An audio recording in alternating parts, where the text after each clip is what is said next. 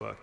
She is still, in the last conversation I had with her, on target to have the administrative structure in place. I think her intention is by the spring, sort of late March, in order to allow victims to be able to apply for this scheme. She has also been very proactive herself as the owner of this portfolio in engaging with victims groups, both with them directly and, as I'm sure we've all seen, on social media as well. So I think they are very much aware of the work that she is doing to get this progress. I have said to her I will continue to give her my full support in doing that. I think we've shown the UK government support through not just the approximately 15 billion of block grant, but the 900 million, over 900 million, 918 million pound uplift that we got secured through the spending review. And I look forward to seeing the details as the Executive are able to work through exactly what they think this scheme will cost. And for a priority that is a priority for the Executive, is clearly part of NDNA, is a devolved matter, exactly what the Department of Finance in the Northern Ireland Executive is putting into this priority to deliver it for those victims as is required. Louise Haigh. Well, I'm sure the Justice Minister and other ministers who've been pursuing a meeting with the Secretary of State on this issue for some time will be pleased to hear that he's now committed to that.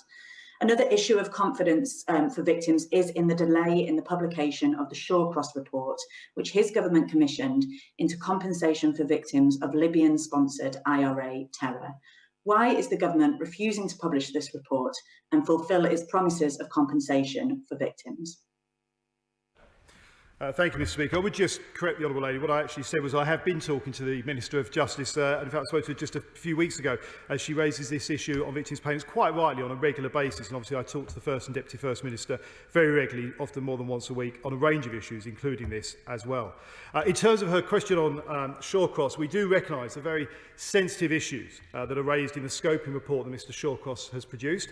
Ministers are now carefully considering the internal scoping report in order to ensure that we can do justice to the important and sensitive issues that it covers and to give due respect to the very victims that it is working for. And as we as a government, I have to say, are working hard to ensure across these issues we are doing everything we can to make sure victims get the support that they need. Question 6, Mr. Speaker. Thank you, Mr. Speaker. Good progress has been made in implementing the New Decade New Approach deal, despite the challenges that have been posed by the ongoing public health crisis. We have released, as a government, over £550 million of the £2 billion of funding agreed in the deal. That has delivered already multiple commitments over the last year, including appointing a Veterans Commissioner, launching the Shared History Fund as part of our programme to mark the centenary of Northern Ireland, and establishing the governance structures that underpin NDNA. Scott Benton. Thank you, Mr. Speaker. Last January, the government made a commitment in the New Decade New Approach agreement to introduce legislation within 100 days to address legacy issues. The current delays in bringing forward proposals are understandably causing concern among those veterans who served in Northern Ireland and are rightly anxious to bring an end to the vexatious prosecutions of former British servicemen. Can my right honourable friend confirm that the government is indeed still committed to bringing forward legacy proposals despite the inevitable delays as a consequence of the current pandemic?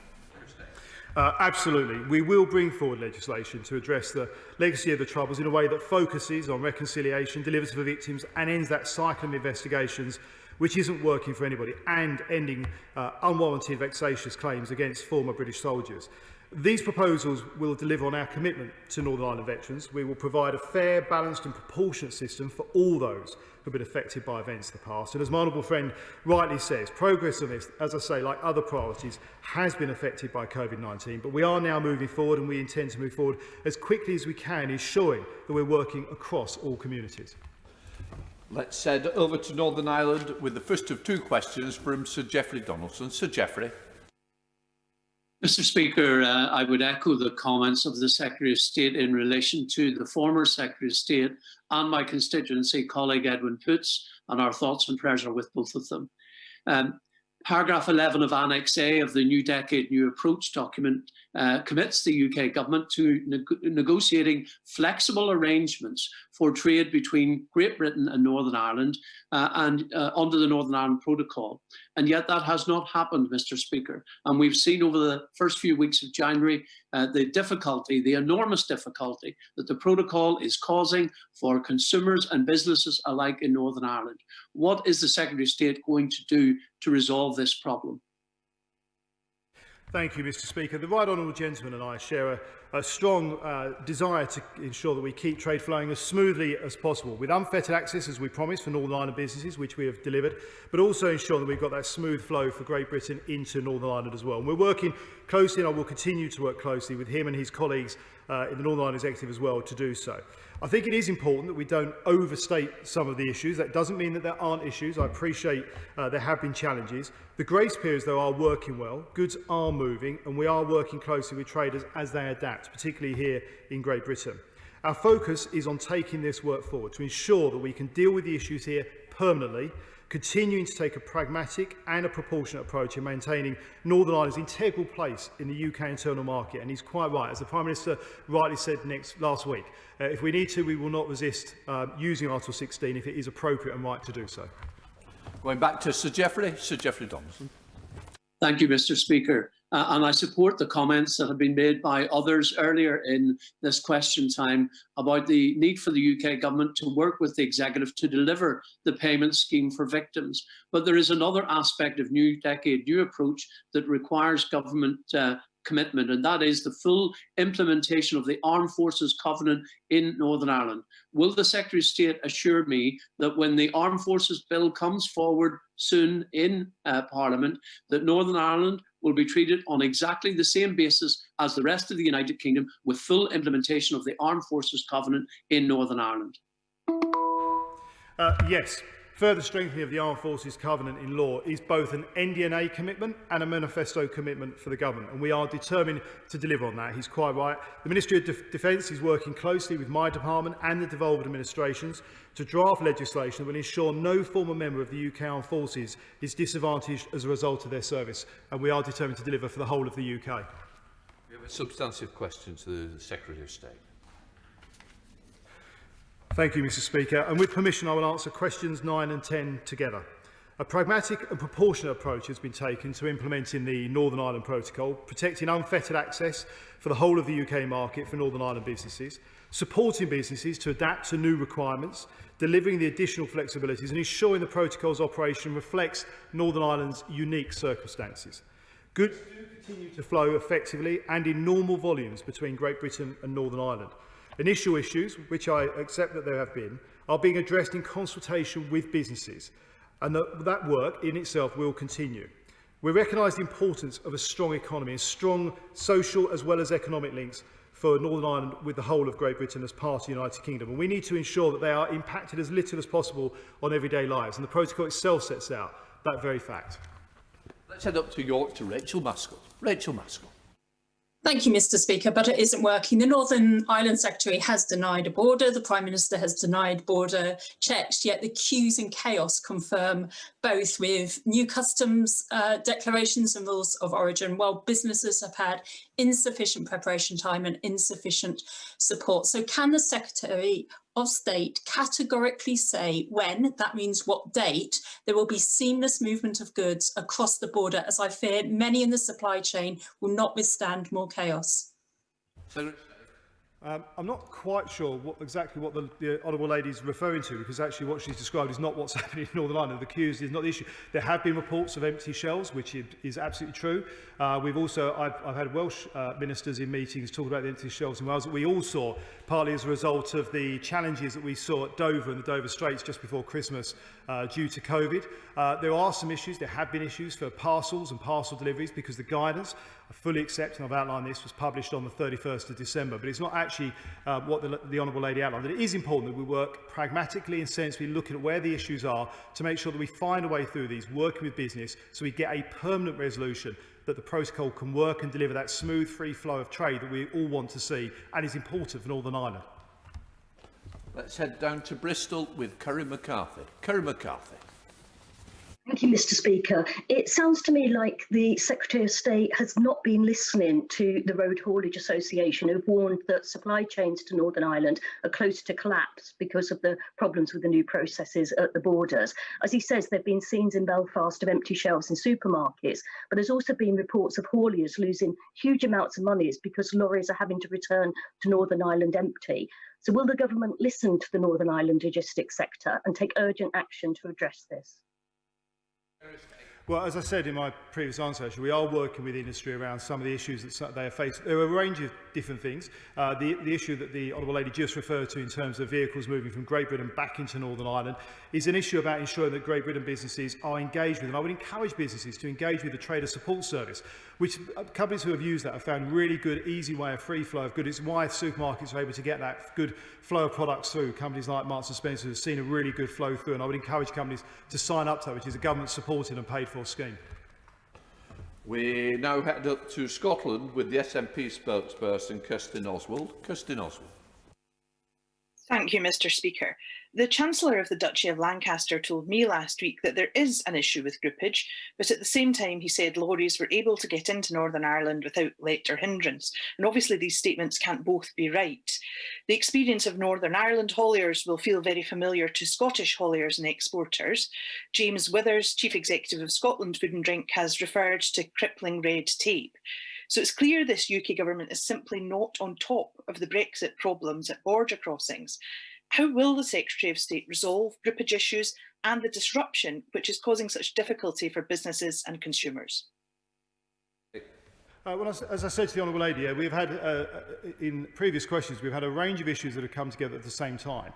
Companies who have made commercial decisions before the deal was secured, before even the protocol was agreed before Christmas, let alone the guidance notes on parcels, and of course the COVID challenges we had. We've had a few issues come together in early January at the same time. On all of those issues, including ensuring that Great Britain businesses are signed up to the Trader Support Scheme and the Movement Advice Scheme. We are in Great Britain to ensure they understand that ability to flow product into Northern Ireland. We are working through that with businesses. But I think all of those businesses and people will continue to ensure and support the fact that the government secured a good deal with the EU. It's just a shame that the Scottish Nationalists decided to vote against it and effectively wanted to see no deal that would have seen real chaos both across Northern Ireland and Scotland. Let's return to Northern Ireland with Gavin Robinson. Gavin Robinson. Thank you very much, Mr. Speaker. And can I thank the Secretary of State for the considered engagement he has had over the last 7 to 10 days on the issue of steel. The Secretary of State knows just how important aerospace is, not only to my constituency of East Belfast, but to the Northern Ireland economy as a whole, with £1.9 billion worth of activity each year. ADS are concerned about the additional tariff which is now being placed on goods considered to be at risk for the aerospace sector. Yet when those goods or the raw materials are brought into Northern Ireland for processing, they can then subsequently leave Northern Ireland tariff-free because of the airworthiness agreement. There is an issue on these raw materials. They are not at risk for onward transit, and I'd be very keen for the Secretary of State to agree this morning that he will engage on this issue as constructively as he has with steel. Secretary of State. Well, I thank the Honourable Gentleman for raising this issue. He has been a strong and passionate supporter and promoter of the sector for the benefit of Northern Ireland for a very long time, and I think everybody can recognise that. Now, he's outlined some of the specific details. We have been very clear that there should not be any tariffs on internal UK trade, and that we will make full use of waivers and reimbursements to minimise the impact on business in any scenario. I will be very happy to engage with the sector directly and with himself and any other colleagues on this particular issue. We have pledged £1.95 billion for aerospace research and development through to 2026, alongside £125 million of grants to be awarded through the Future Flight Challenge. So I think there is an opportunity for the industry, and I'll happily be keen to work with him to ensure that we can deliver on that for the people of Northern Ireland. Let's head across the city to Claire Hannah. Claire Hannah. I want to thank the Secretary of State for his words for Edwin Poots. Certainly everybody here is rooting for the Minister in his battle. Has the Secretary of State given any thought to structures which he can use to engage with the Irish Government on the protocol and other relevant issues now that they're not meeting within EU frameworks? And specifically, does he think the British-Irish Council or the British-Irish Intergovernmental Conference can be used more constructively going forward? Well, I thank the Honourable Lady for her comments on Edwin Poots. When I had a communication with him this morning, he's determined and focused on continuing to do his good work for the people of Northern Ireland and to have a good and full recovery, as I know the Honourable Member for Bexley is as well, and Sidcup. Look, she's absolutely right. There are a range of ways, as she's outlined, that we can continue to engage. We are determined to do so. I know that the Taoiseach is very keen to build, as is the Prime Minister, a good, strong friendship and partnership with our closest neighbours in Ireland. I talk to the Minister Coveney on a regular basis. We also have quad meetings across with the Northern Ireland Executive, myself and Simon Coveney and other ministers where relevant. So we do have a good join up. We are determined to work together and to make sure we do that for everybody across both Ireland and all of the United Kingdom. Let's head across to Rob Roberts. Rob Roberts. Thank you. Question 14, sir. Thank you, Mr. Speaker. The Secretary of State and I continue to hold regular discussions with Cabinet colleagues and with devolved administrations on this crucial issue. Although each devolved administration controls its own public health policy, we have been coordinating our responses to COVID, seeking alignment in policy and approach where appropriate to ensure that measures safeguard the health and well-being of the whole United Kingdom. Our commitment is demonstrated through the UK Government's procurement of vaccines and tests on behalf of all parts of the country, working with the devolved administrations to ensure they're deployed fairly across the UK. Thank you, Mr. Speaker. Obviously, the world-leading steps that the government has taken to acquire and roll out the vaccine have benefited every part of the United Kingdom. Will my honourable friend confirm that Northern Ireland is benefiting and will continue to benefit from this vaccine rollout, which is only possible if our devolved administrations continue to work together as one union?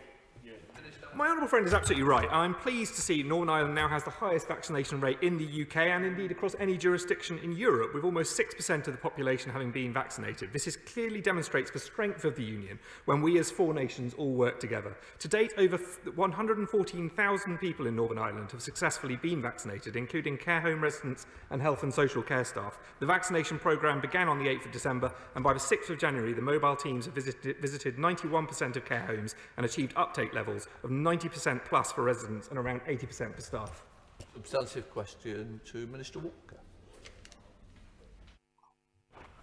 Thank you, Mr. Speaker. There are a number of important strands to our centenary programme, including historical understanding and engagement and supporting trade and investment, which showcase Northern Ireland's rich potential. We also want to focus on the future, especially Northern Ireland's young people, and will ensure that their voices are heard in the centenary programme. We recently announced £3 million to support this work, including a £1 million shared history fund, supporting the engagement of non-profit organisations across the UK with the centenary. We're continuing to develop these centenary plans and will publish them further over the coming months. Set up to Burnley with Anthony Higginbotham. Anthony Higginbotham. Thank you very much, Mr. Speaker. 2021 marks 100 years since the creation of Northern Ireland, which paved the way for the formation of the United Kingdom as we know it today.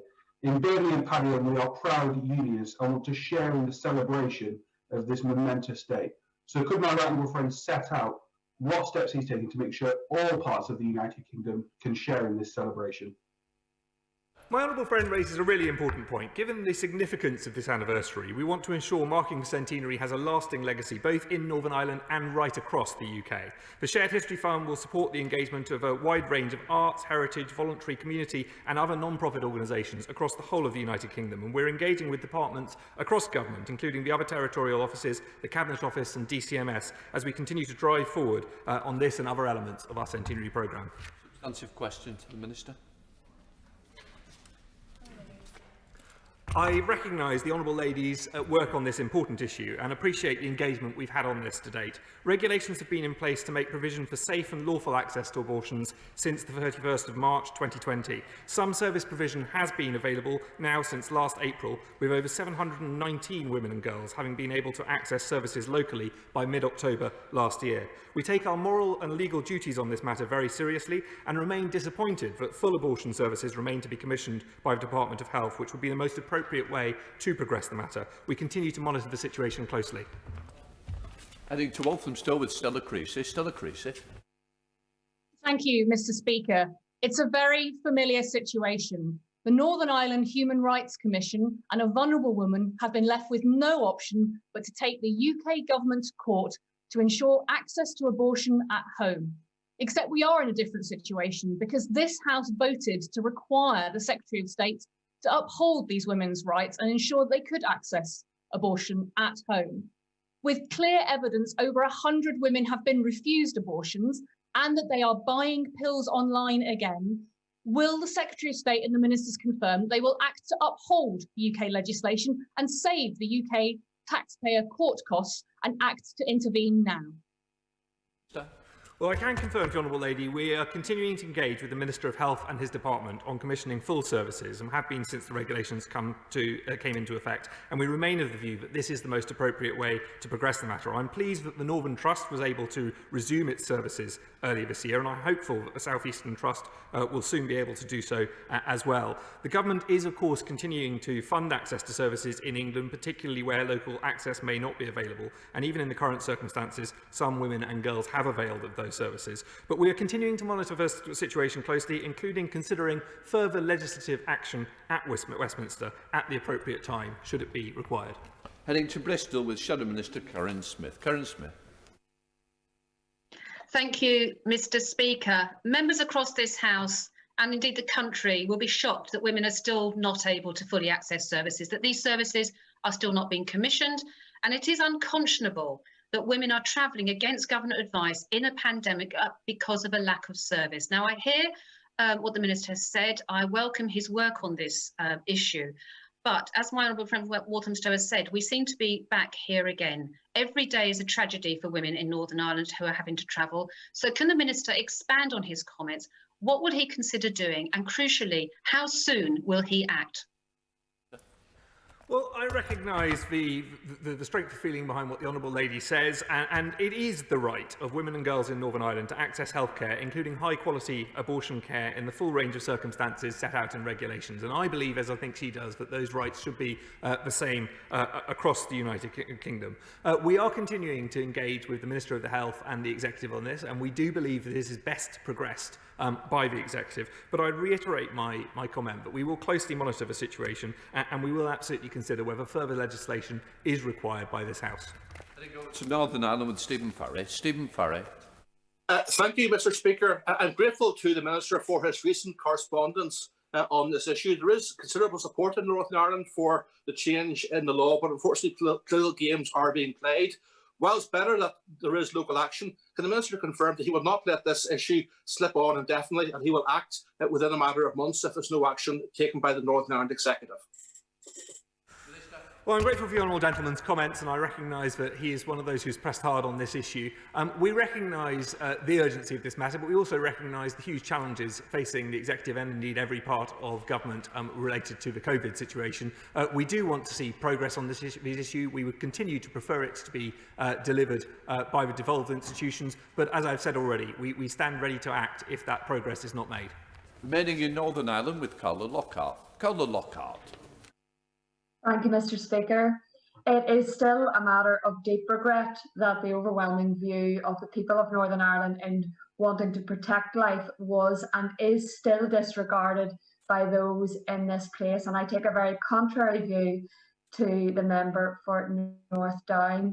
Is the Minister concerned that in implementing in the government's terms adequate abortion provision in Northern Ireland under the current terms of Northern Ireland's abortion regulations, sex-selective abortion is permitted, as it permits abortion for any reason up to 12 weeks, within which time it is possible to determine the sex of the fetus, and what measures he will take to address this matter of deep concern?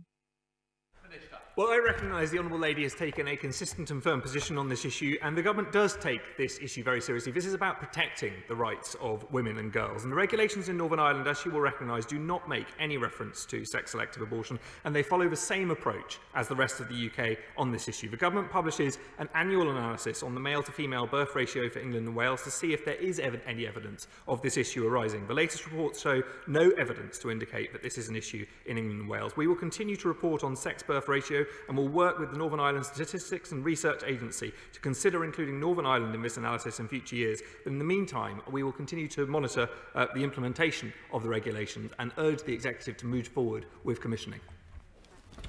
Order. Before I call the Prime Minister, may I express on behalf of the House the best wishes to President Biden and Vice President Harris on this, the inauguration day.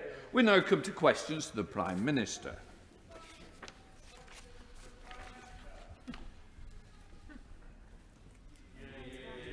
I will first call the Prime Minister to answer the engagements question, and then I will call Alex Shelbrooke to ask his supplementary. Prime Minister. Mr. Speaker, I know members from across the House will want to join me and echo you in congratulating President-elect Biden on his inauguration later today. As I said when I spoke with him on his election as President, I look forward to working with him and with his new administration, strengthening the partnership between our countries and working on our shared priorities, from tackling climate change, building back better from the pandemic, and strengthening our transatlantic security. Mr. Speaker, our sympathies also go out to those affected by the latest floods, and I want to thank the Environment Agency and our emergency services for the work they're doing to support these communities, and I'll be chairing a COBRA meeting later on to coordinate the national response.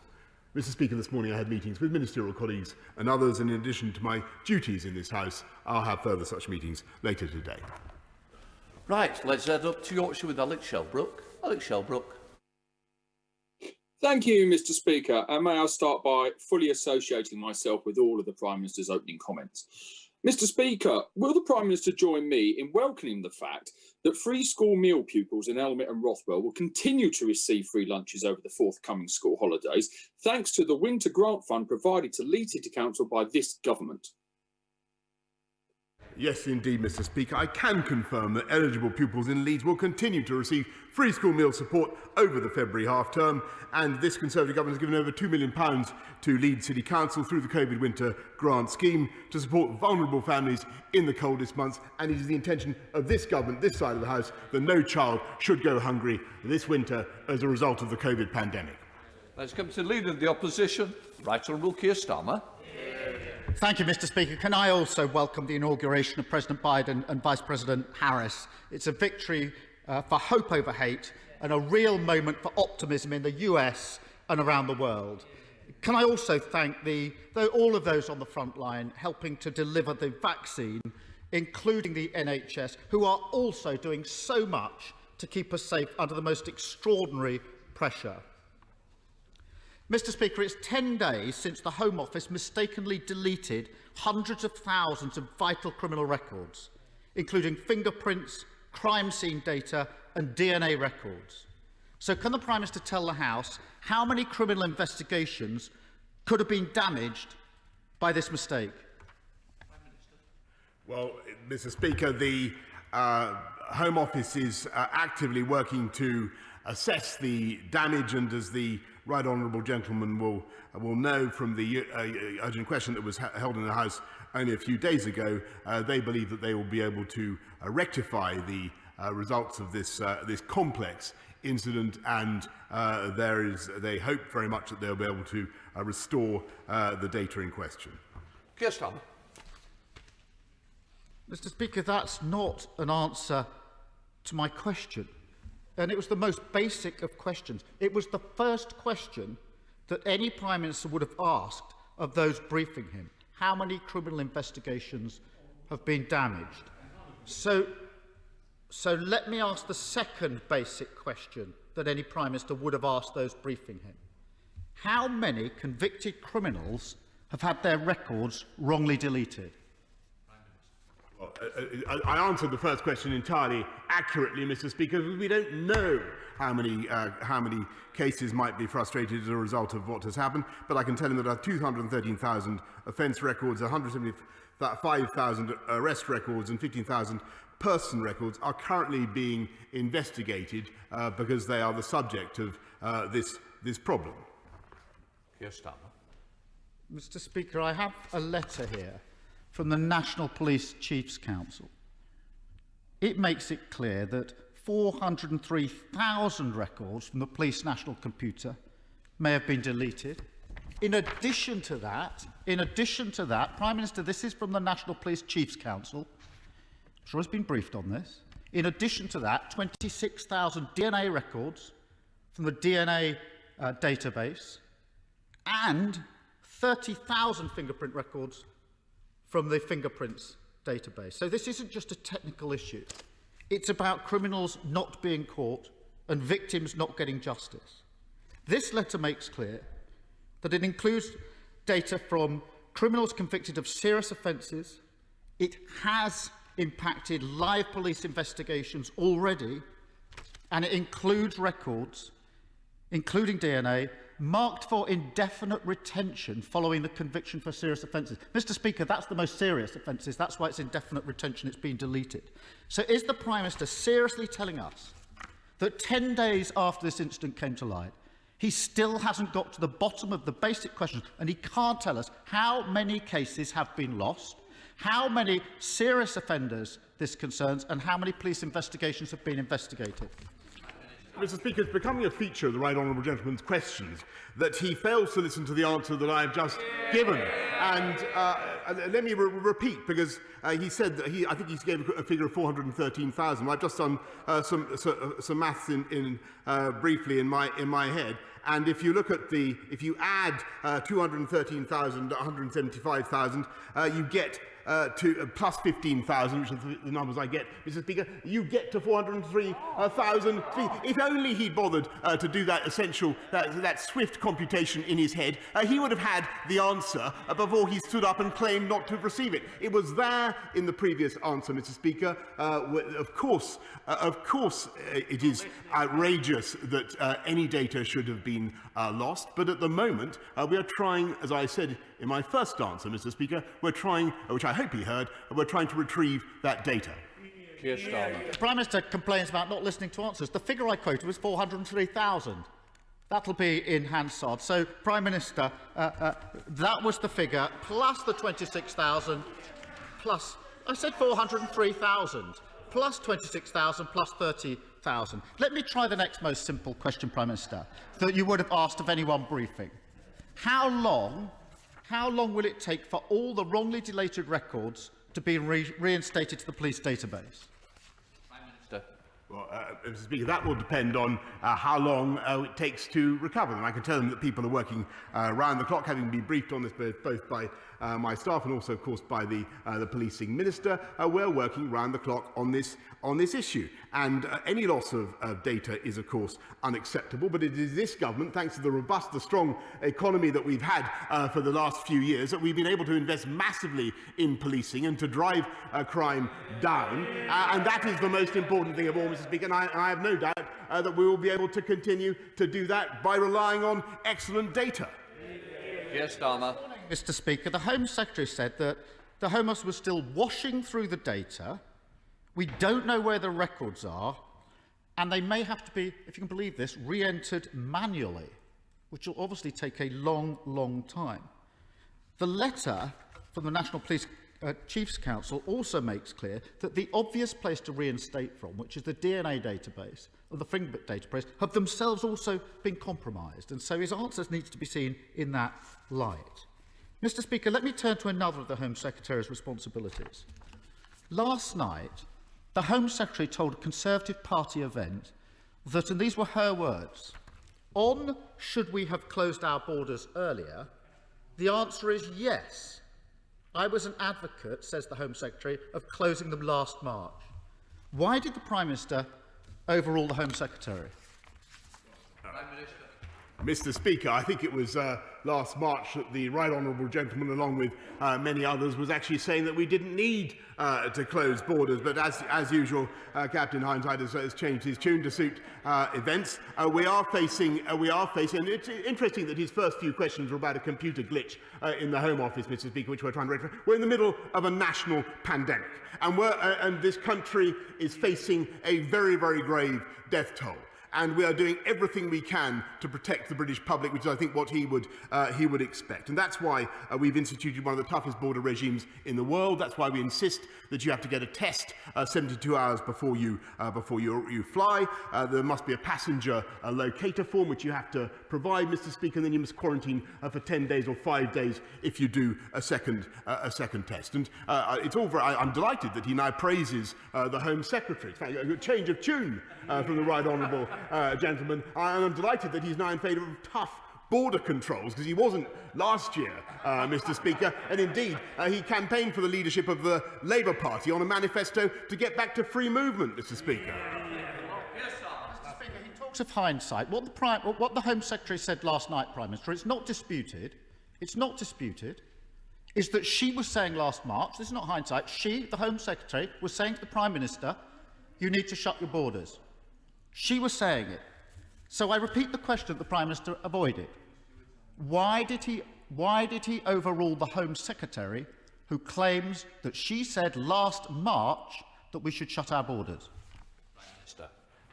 Mr. Speaker, we've instituted one of the toughest border regimes in the world, and it was only last March that he, along with many others in his party, were continuing to support an open border approach. And I must say that the whole experience of listening to the right honourable gentleman over the last few months has really been like listening to a weather vane, watching a weather vane spin round and round depending on where the breezes are blowing. And we're getting on, Mr. Speaker, with tackling this pandemic through the most practical means that are available to us, rolling out a vaccine programme that has now inoculated 4.2 million people in our country, and whereas he would have joined the EU scheme, if I seem to remember, he attacked the vaccine task force, which secured the supplies on which we are now relying, and he stood on a manifesto, Mr. Speaker, at the last election to unbundle the very pharmaceutical companies on whose breakthroughs this country is now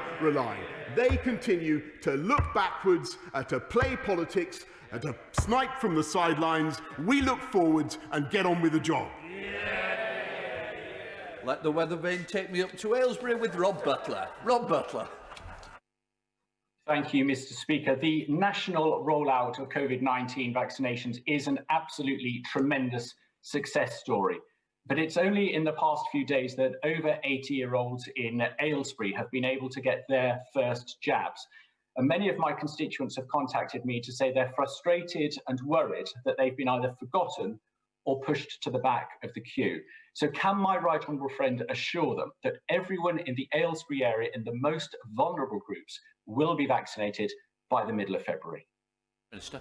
I thank my honourable friend for everything he does to fight for the interests of the people of Aylesbury, and I can confirm that we're on track to deliver our pledge, though it is very hard. I must stress to the House it is very hard because of constraints on supply. We're on track to deliver a first vaccine to everyone in the top 4 cohorts by mid-February, including the people of Aylesbury. Let's head up to Scotland with the leader of the SNP, Ian Blackford. Ian Blackford. Thank you, Mr. Speaker. This afternoon, millions around the world will breathe a massive sigh of relief when President Joe Biden and Vice President Kamala Harris are sworn into office. The Democratic removal of Donald Trump gives us all hope that better days are ahead of us, that days will be a little bit brighter. Turning the page on the dark chapter of Trump's presidency isn't solely the responsibility of President Joe Biden. It is also the responsibility of those in the Tory party, including the Prime Minister, who cozied up to Donald Trump and his callous worldview. Mr. Speaker, this morning, the former Prime Minister, the member for Maidenhead, accused the current Prime Minister of abandoning moral responsibility on the world stage by slashing international aid. So if today is to be a new chapter, if today is to be a new start, will the Prime Minister begin by reversing his cruel policy of cutting international aid for the world's poorest? Mr. Speaker, I think it's very important the Prime Minister of the UK has the best possible relationship with the President of the United States. That's part of the job description, as I think all sensible members opposite would acknowledge. And when it comes to global leadership on the world stage, this country is embarking on a quite phenomenal year. And we've already, with the G7, with COP26, and we've already led the world with the Gavi Summit for global vaccination, raising $8.8 billion. It was the UK, the first major country in the world to set a target of net zero carbon emissions by 2050.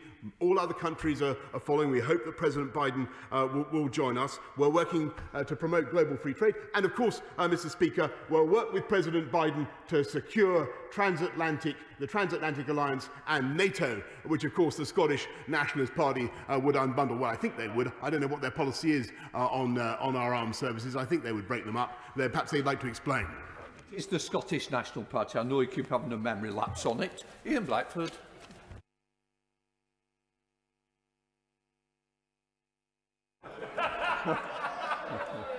I somehow think we've lost Ian Blackford. We'll come back to him. Nicole Richards. Come. Nicola, you're muted. Press the mic. I'm not muted. Can you hear me?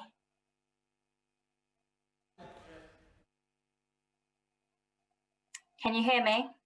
Yes.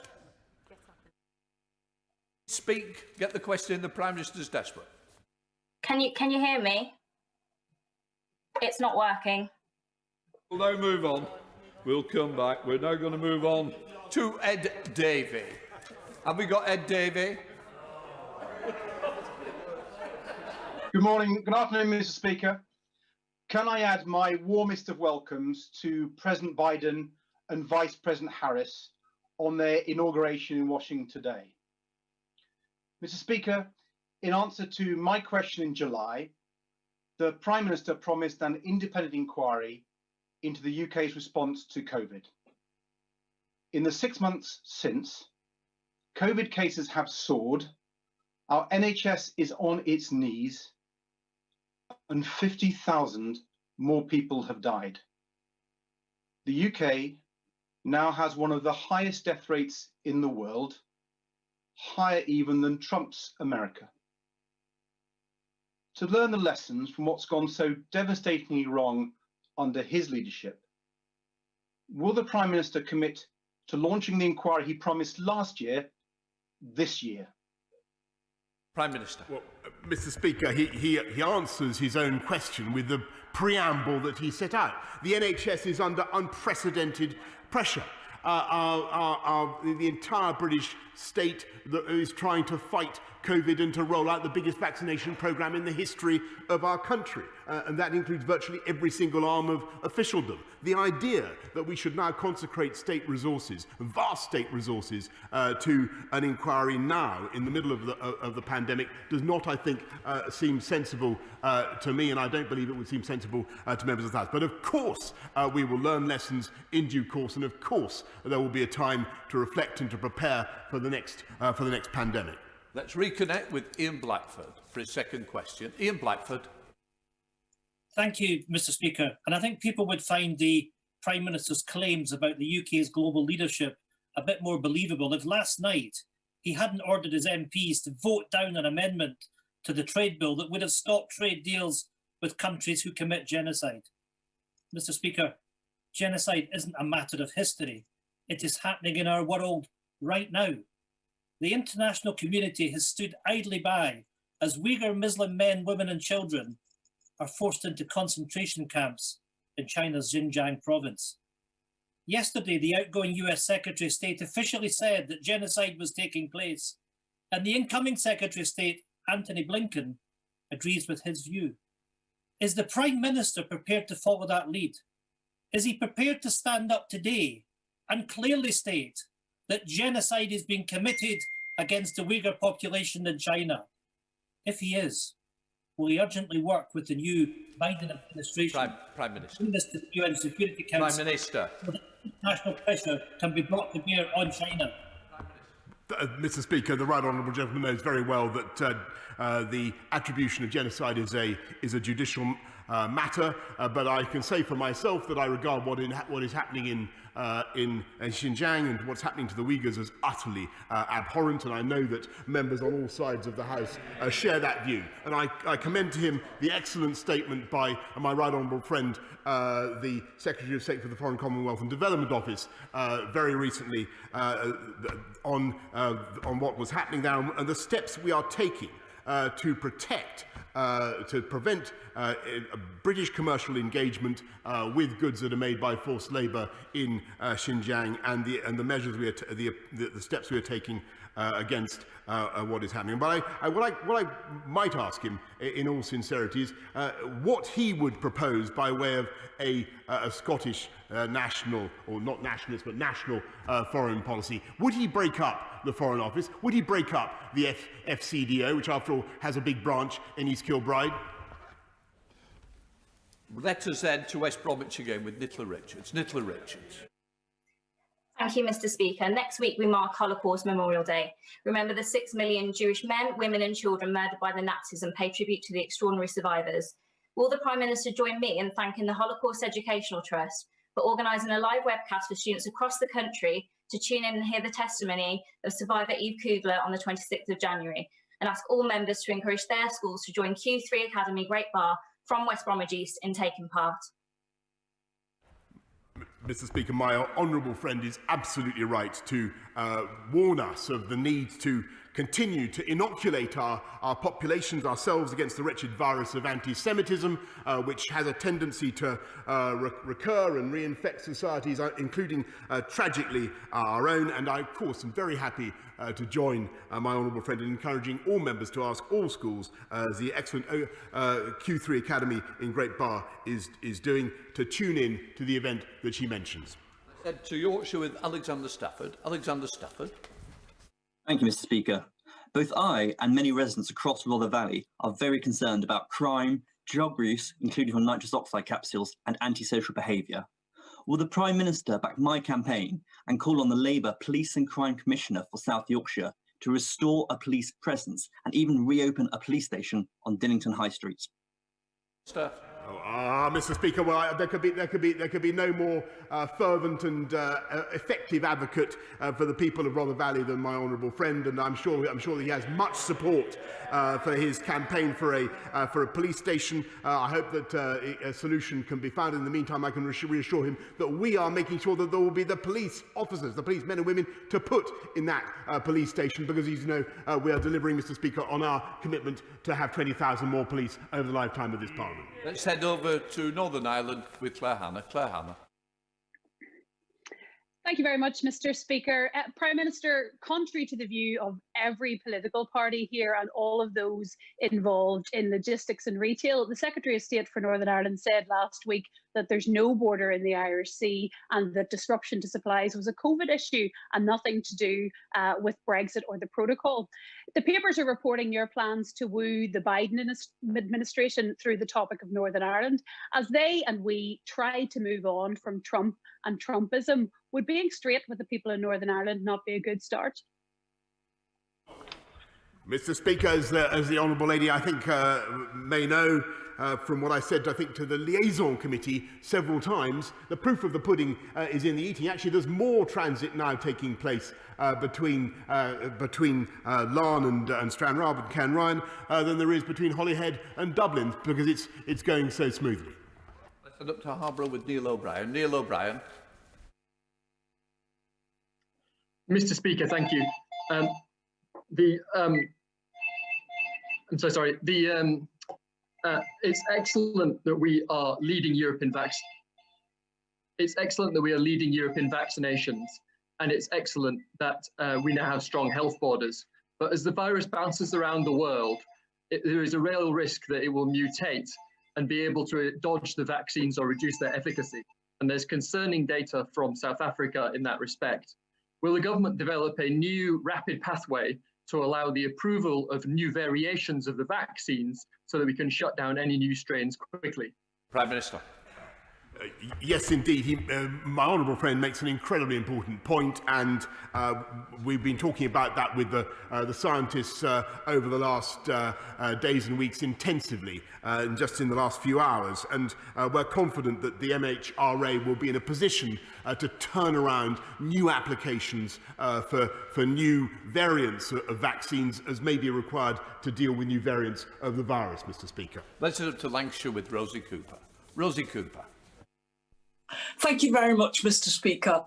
Lorries containing food produce sitting idle for days is a stark reminder that if post-Brexit Britain is to be self-sufficient, protecting our food production through infrastructure investment is crucial. So could the Prime Minister provide the infrastructure investment essential to tackling flooding in West Lancashire by giving the Environment Agency enough funding both to keep the old Crosslands pumps operational and to maintain the watercourses? This will be vital to ensure that the rich food-producing lands of West Lancashire, essential to the security of food supplies and our local and national economy Prime are Minister. better defended, as well as protecting Prime my Minister. constituents' Prime homes Minister, we've got to get through the questions. from the Prime Minister. flooding. Mr. Speaker, I could have heard almost any amount about the rich food producing parts of West Lancashire, because she's entirely right, and we will protect those areas, and she's entirely right to call for flood defences. That's why we put £5.2 billion over 6 years into flood defences, including the Crossons pumping station refurbishment scheme, which the Honourable Lady mentions, which we've invested £5.7 million to protect nearly 4,000 homes. Sent to Devon with Sigurry Street. To Sigurry. Thank you, Mr. Speaker. Mr. Speaker, the South West has an ambitious programme to build back better in both the green and blue sectors, investing in both clean growth and marine high-tech clusters. But to do so, we will need continued investment in our infrastructure. Will my right honourable friend assure us that levelling up does not just involve the north, but every region of the United Kingdom, including the South West? Thank you. Mr. Speaker, the potential of the South West, the Greater South West, is enormous, and particularly in the areas of green technology, of blue and green technology. And he can be assured that we will be giving massive investment in infrastructure to support that green industrial revolution in the South West, as well as in all parts of the UK. Let's staying in Devon with Ben Bradshaw. Ben Bradshaw. When the Prime Minister told fishermen in the South West that they would not face new export barriers or unnecessary form filling, and when he told Britain's musicians and artists they would still be free to tour and work in the rest of the European Union after Brexit, neither of those statements were correct, were they, Prime Minister? Mr. Speaker, it is absolutely true that some British fishermen have faced barriers at the present time owing to complications over form filling, and indeed one of the biggest problems is that, alas, there is a decline in appetite for fish in continental markets just because most of the restaurants, as he knows, are shut. But the reality is that Brexit it will deliver and is delivering a huge uplift in quota already in the next 5 years, Mr. Speaker, and by 2026 the fishing people of this country will have access to all the fish in all the territorial waters of this country, and to get them ready for that El Dorado, Mr. Speaker, we're investing £100 million in improving our boats, our fish processing industry, and getting fishing ready for the opportunities ahead. Seven Oaks, we're going to with Laura Trott. Laura Trott. Thank you, Mr. Speaker. And can I thank the Prime Minister and the Health Secretary for the recent strengthened guidance to allow parents access to neonatal intensive care units whenever they need to in this pandemic. Can the Prime Minister confirm that compliance with this guidance will be monitored? And can he reassure parents once and for all that we know that they are integral to their child's care in hospital and they are not just visitors? Prime Minister. Absolutely, Mr. Speaker. My honourable friend I know that she knows of what she speaks, and she's completely right to say that partners in care should not be, their partners in care, they should not be considered as visitors. That's why the current guidance has been put in place. And yes, Mr. Speaker, we will be monitoring it to ensure that it is observed. Thank you, Mr. Speaker. On the 7th of March of this year, my constituent Nazanin Zaghari Ratcliffe's unjustified 5-year prison sentence will finally come to an end. Could I ask the Prime Minister what assurances has he had from the Iranian authorities that Nazanin will have her ankle tag removed, that she will get her British passport back, and that she will be allowed to board a flight back to the UK in 45 days' time? I can tell the Honourable Lady, who I know has campaigned hard and well on behalf of her constituent, and quite rightly, that we're working virtually around the clock to secure the release of all the dual nationals that concern us in Tehran. And without going into the details of the cases, which, as she knows, are complex, we're doing everything we can to secure what we regard as the completely unjustified detention in Tehran of Nazanin Zaghari-Ratcliffe, though, as she knows, she is now out on furlough, admittedly in the conditions that she describes. Let's head up to Yorkshire with Jason McCartney. Jason McCartney. Thank you, Mr. Speaker. With Yorkshire leading the way in the vaccine rollout, does the Prime Minister agree that once we've vaccinated the most vulnerable, the elderly and our wonderful health and social care workers, we should then look at prioritising vaccinating police officers, emergency service workers, carers, teachers, nursery staff, and all those whose essential daily work brings them into contact with other people? Mr. Speaker, my honourable friend is a great advocate for his constituents in Cole Valley, and I much enjoy my exchanges with him, and I can thank him for what he's saying about those groups. We must rely on what the JCVI has to say, the priorities that the experts have decided. But of course, we want to see those groups that he mentions vaccinated as soon as possible. I'm very pleased that in spite of all the difficulties in supply, last week we gave 1.5 million people their first dose, Mr. Speaker, up 500,000 on the week before. Let's head up to Scotland with Stuart C. MacDonald. Stuart C. MacDonald. Mr. Speaker, when we praise our social care workers for their immense response to the pandemic, that includes over 100,000 care workers from the EU. But new research from the Joint Council for the Welfare of Immigrants shows many of them don't know anything about the Prime Minister's EU settlement scheme, and many more don't know that they must apply by the end of June. So we could see thousands of essential care workers and possibly hundreds of thousands of valued EU nationals losing their rights to live and work here overnight on 1st of July. So will the Prime Minister please cancel or postpone the application deadline, or better still, extend the rights of EU nationals in the UK automatically, just as he previously promised to do? Prime Minister. Well, Mr. Speaker, I thank him for what he's done just now to draw attention to the scheme, but I must say that I must disagree with him respectfully about the ignorance in which our wonderful EU nationals have been, because 4 million of them, Mr. Speaker, have successfully applied and been given residence, Mr. Speaker, thanks to the scheme that we've instituted, and it's a great success. We pay tribute to the wonderful EU nationals in our country who do a fantastic job for this country. Let's head up to Northampton with Andrew Lewis. Andrew Lewis. Thank you very much, Mr. Speaker. For many years, my right honourable friend wrote humorous articles that nevertheless made serious points about individual freedom and the dangers of over-regulation. The Department of Health and Social Care is currently consulting on how to increase regulations on food advertising significantly.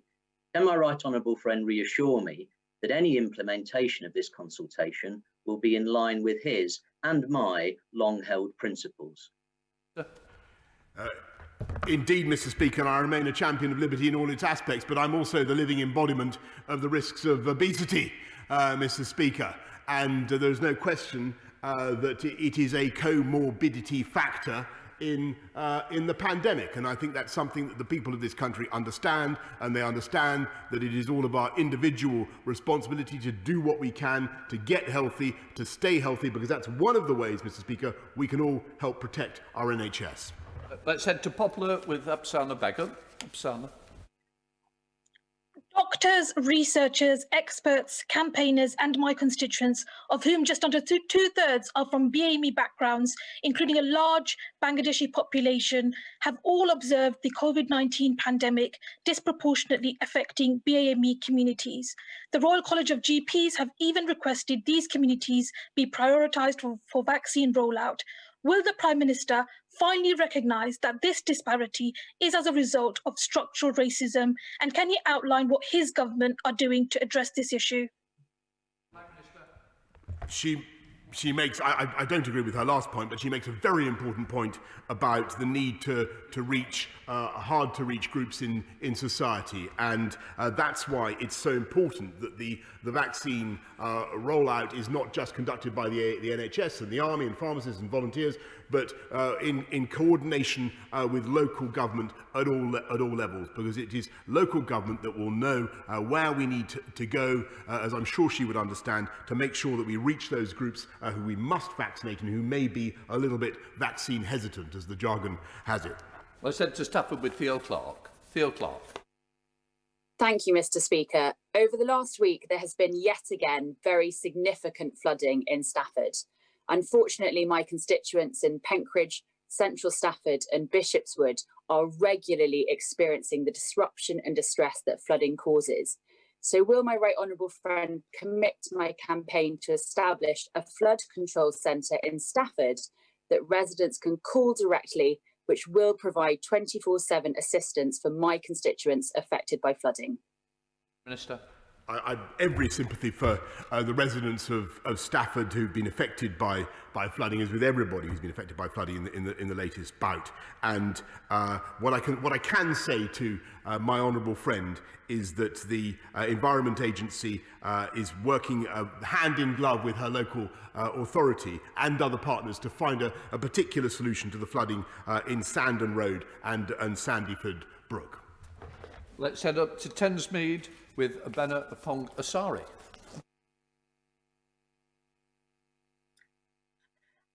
Thank you, Mr. Speaker. My constituency is served by 2 local councils. Recently, Bexley has taken emergency action to shed hundreds of jobs, while Greenwich needs to make 20 million of cuts in their upcoming budget. Last year, the Secretary of State for Communities promised councils whatever it takes to get through the pandemic. So why, instead, is the Prime Minister dropping a council tax bombshell and asking my constituents to pay for his promises? Prime Minister.